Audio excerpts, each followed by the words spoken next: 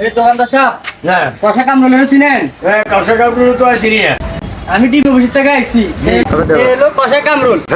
এই যদি আপনার দোকান আছে সাথে সাথে আমার ফোন দিবেন। আচ্ছা আচ্ছা আচ্ছা আচ্ছা এই কিন্তু মানে কথাটা শোনার সাথে সাথে সাথে তো করে দেবেন। এই ধরনের আমার কার্ড, এটা দেখার সাথে সাথে আমার ফোন দিবেন। হ্যাঁ ঠিক আছে স্যার স্যার বন্ধ।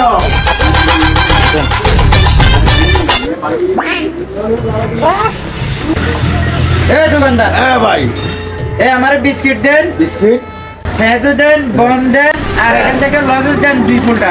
বেশি আপনি বসেন আমি দিতেছি। এই লোকটা কষাই কামড়ু এই যে দুইটা দিছি, দুইটা বন একটা দিলাম, এই বিস্কুটও একটা দিলাম। আসেন হিসেব করেন।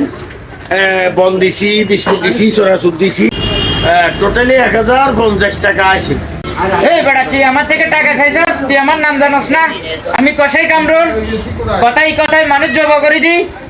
হ্যাঁ, এই তো কষাই কামড়ু। এই আমি তো নম্বরটা উঠাই।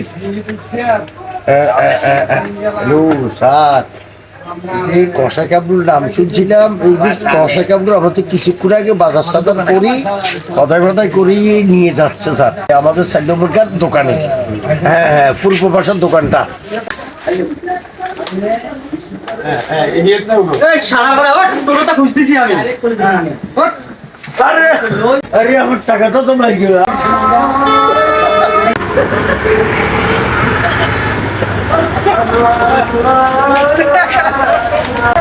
বন্ধু কাম তো হইছে। ও কামটা এই হইছে তো তুই খেলা এখানে। ইনকামটা ভালো হইছে। আচ্ছা, তো ইনকাম ভালো হয়েছে। হ্যাঁ। ওই আবার জামাইলা। আচ্ছা ঠিক আছে ঠিক আছে।